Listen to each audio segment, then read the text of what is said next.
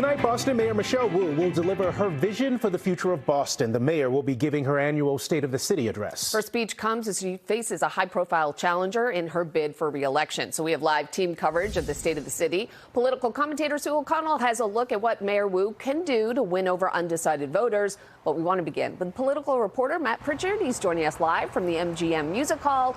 Matt, what can we expect to hear from Mayor Wu tonight? Yeah, well, JC, first and foremost, you just have to take my word for it. The MGM Music Hall is back there, but all these city vehicles are coming in to try and hear what Mayor Michelle Wu is going to say during her speech tonight. She's got a fine line to tread, both those local issues, but also the federal spotlight that's been put firmly on Boston. We know she's going to talk a little bit about partnering with utility companies to install heat pumps and weatherize buildings with the goal of lowering energy costs. She's also going to touch on an expansion of family days, opening up access to performing arts with no cost to students or families. But her testimony on Capitol Hill is still fresh in the minds of many. We expect her to directly reference President Trump's border czar, Tom Homan, and his claims of bringing hell to Boston over sanctuary policies. All this comes as Mayor Wu is seeking re-election. Analysts say moments like these are great for the incumbent, but a bit trickier for challengers.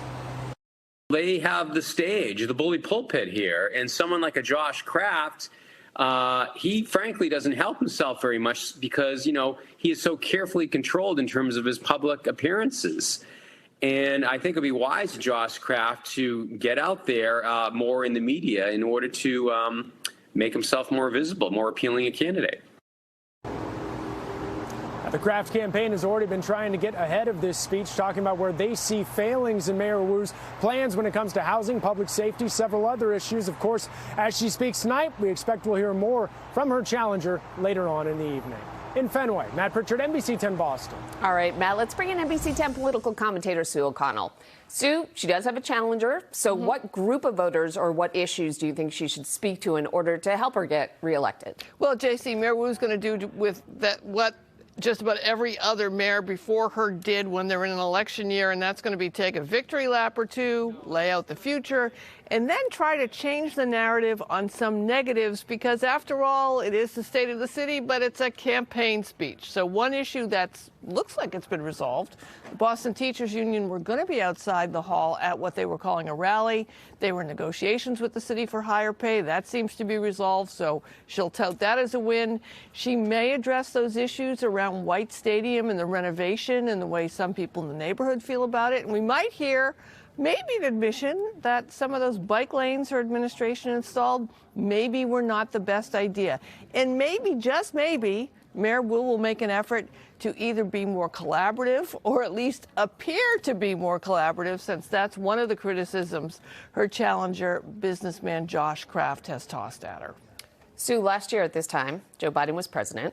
Donald Trump is president now. Major shift in national politics. Do you think that's going to impact her speech tonight? Right. To Matt's point, look, Wu was coming off what is widely considered a national star turn when she appeared in D.C.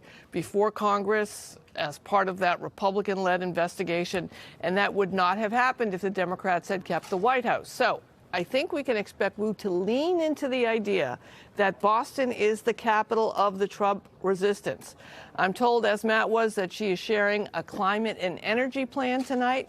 I imagine she's going to present that in contrast to the Trump climate initiative rollback. So we'll all be watching, JC. As always, Sue, thanks for your insight. And you can watch tonight's State of the City address right here live on NBC 10 Boston beginning at 7:30. We'll also be carrying it on our sister station, NECN.